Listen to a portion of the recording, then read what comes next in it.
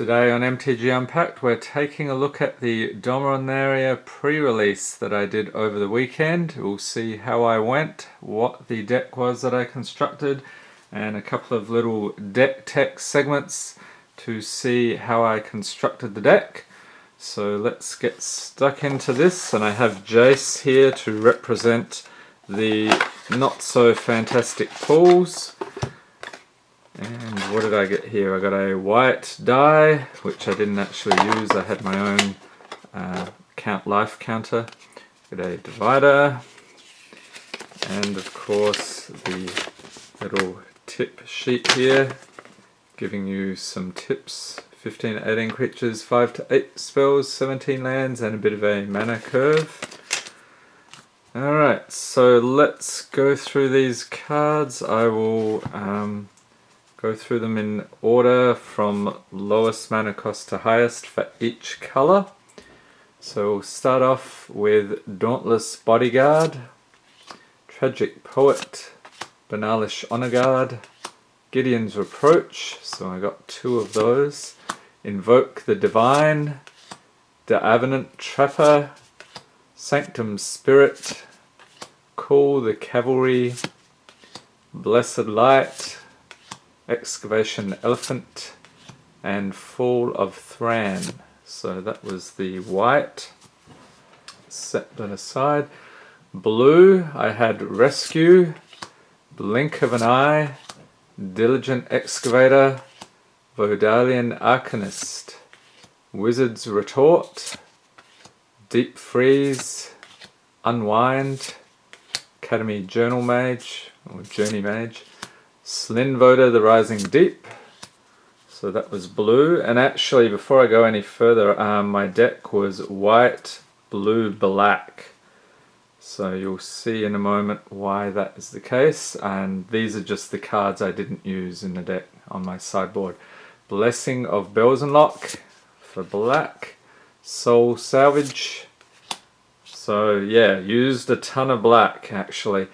Next up we have the red, so we have Warlord's Fury, Fervent Strike, Skirk Prospector, Shivan Fire. I actually had 3 of those, so maybe red would have been a good option too. Gitu Chronicler, Orcish Vandal, Run Amok, the Flame of Keld, the First Eruption, so this was a rare. Fight with Fire. Okay, and then we have more red in the pile here, so we have a Keldon Overseer, Keldon Raider, Fire Fist Adept, and the rare Jaya's Immolating Inferno.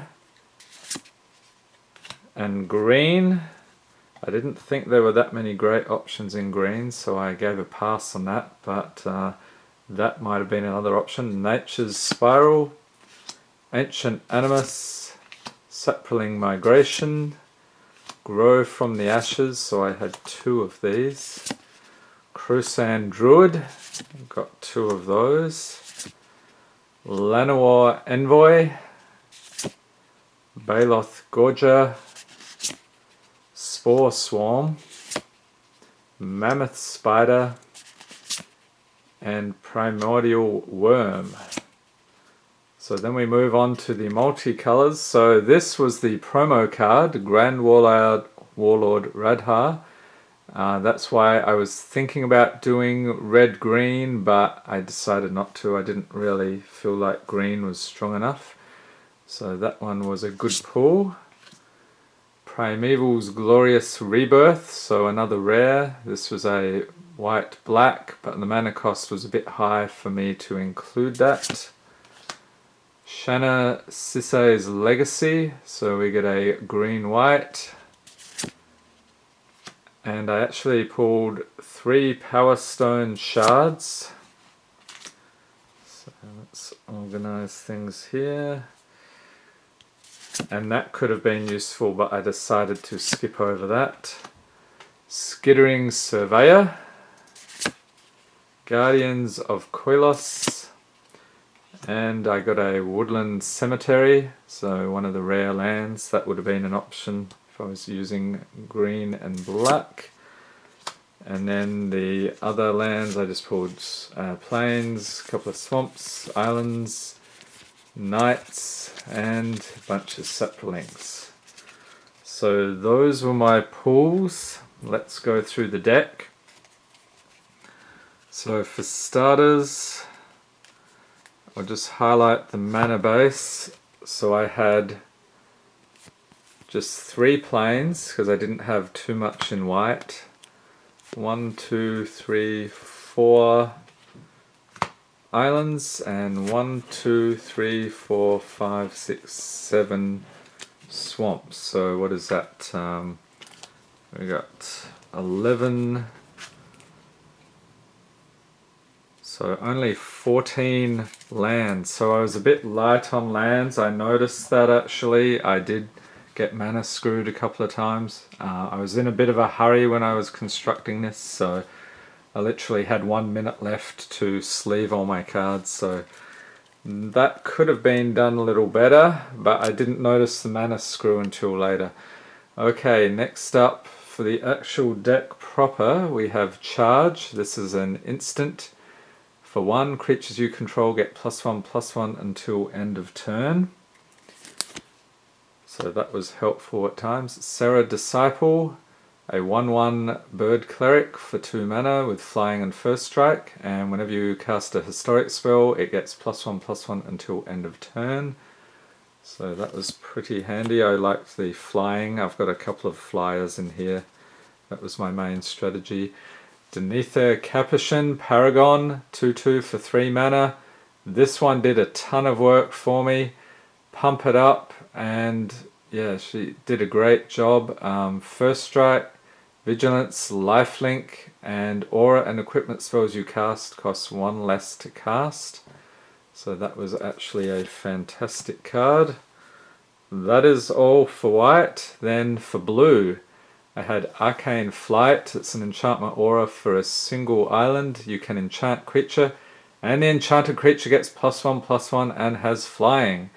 I had 2 of these, so suddenly my ground-bound creatures could now fly and were pumped up, so that was very effective in the games I won. Next up, we have Merfolk Trickster, 2/2 for 2 mana with flash, Merfolk Wizard. When it enters the battlefield, tap target creature an opponent controls. It loses all abilities until end of turn. This one didn't come up very often, so it didn't get a lot of use, unfortunately. Same with this one. Unwind, 2 and an island, an instant, counter target non-creature spell, untap up to 3 lands. That hit my hand a couple of times, but I often didn't have the right mana for it. Academy Drake, this one was a good player, pumped him up several times, went in the air, just kept hitting over and over. 2/2 for 3 mana. He has Kicker 4, you can pay an additional 4 as you cast this spell. And if he was kicked, it enters battlefield with 2 +1/+1 counters on it, so I did that a couple of times. It's pretty fun. Homerid Explorer, so this guy, 3/3 for 4 mana, Homerid Scout. When it enters battlefield, target player puts the top 4 cards of their library into their graveyard. That was pretty funny, sometimes seeing the cards that my opponent would put in their graveyard. They're like, oh, I needed that. So I had 2 of those guys, those were pretty fun. Next up we have a Stronghold Confessor, 1/1 for 1, Human Cleric with Kicker 3 and Menace. So if he was kicked, he enters battlefield with 2 +1/+1 counters on it. Kicked him a couple of times to pump him up. Pretty good. Demonic Vigor, enchant creature. This is enchantment aura for 1. Enchanted creature gets +1/+1, and when it dies, it goes back to its owner's hand. So that saved me on a couple of occasions. Blessing of Belzenlock.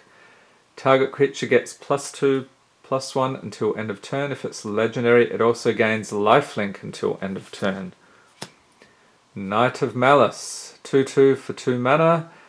Creature human knight with first strike and hexproof from white, so it can't be the target of white spells or abilities my opponents control. and it gets +1/+0 as long as any player controls a white permanent. So that was pretty good, it would often get that. Next up, Deathbloom Thallid, 3/2 for 3 mana for a fungus creature. When it dies, create a 1/1 green sapling creature token. So these were good to get in some early hits and then to block with the saplings, so I got 2 of those. Also, I got 2 Drudge Sentinels, 2/1 for 3 mana, Skeleton Warrior. You can pay 3 and tap it. It gains indestructible until end of turn. There are a couple of occasions I was going to do that, but my opponent was sure to exile my creature, and that sort of didn't fire, so that wasn't that great. Dreadshade. So this guy, 3/3 for 3 mana, he gets +1/+1 until end of turn. I don't remember him coming up too much. Seems like he would have been pretty good, but yeah, didn't see a lot of play for some reason, probably because there was just one. Next we have a Thallid Omnivore, 3/3 for 4 mana. Fungus. You can pay 1, sacrifice another creature. Thallid Omnivore gets +2/+2 until end of turn. If a sapling was sacrificed this way, you gain 2 life. He didn't come up very often. And my mate Yargle here, Glutton of Urborg, he was supposed to be my finisher or a annoying creature to bring out, but 9/3, he's easily removed. So you've got to hope that your opponent doesn't have that many removal spells. So he's a 5 mana and very strange fellow. And then a Rona, Disciple of Gix, 2/2 for 3 mana, and when they enter the battlefield you may exile a target historic card from your graveyard. You may cast non-land cards exiled with Rona, and you can pay 4 and tap, exile the top card of your library. I really didn't use this one too much, so it was a bit of a waste. This guy was pretty good, I think in one game. 3/3 for 5 mana with Death Touch and Lifelink. Other legendary creatures you control get +2/+2. So if I did not have Lifelink, there were a couple of games I would have been dead in the water very early on, but this really helped me. And Sparring Construct. This guy did a ton of work. He's a 1/1 for 1 artifact creature construct. When it dies, put a +1/+1 counter on target creature you control. So often I wouldn't be too worried about blocking with him because I would just get to give another counter to one of my other guys. And then we have Artifact Equipment for 2. Jousting Lance. So equipped creature gets +2/+0. As long as it's your turn, equipped creature has first strike. This was pretty handy as well. The equip cost is 3. And Forebear's Blade. This was another great one. This was one of the promo cards I pulled. Foil promo. Artifact Equipment for 3. Equipped creature gets +3/+0 and has Vigilance and Trample. Whenever equipped creature dies, attach Forebear's Blade to target creature you control, and the equip cost is 3. So that was my deck. So let's go through. So I had a couple of artifacts. 1, 2, 3, 4, 5, 6, 7, 8, 9, 10, 11, 12, 13, 14, 15, 16, 17, 18 creatures. And the spells I had, let's see, 3, 4, 5, 6 of those, and the 2 equipments. So the equipment was really handy, helped out a lot. Some of these, like this +1/+1, +1/+1 and flying, they won me games, won me matches. I went 2-2, so won a couple of matches. They were very close matches. The first one was actually a win and a draw. The first game just went on and on. It was, I think it was like 35 to 40 minutes because it was just an endless battle back and forth, hitting each other, using life link, so life would go up, but eventually I won that one. And the ones I lost, a couple of stupid plays, a lot of mana screw. There was one bad decision. I remember the game. I had mulligan down to 6 because the first time I had no land, second time I had 1 land, but the rest of my cards looked fantastic, so I held on to that. I'm like, I can make this work. Surely I'll draw more land.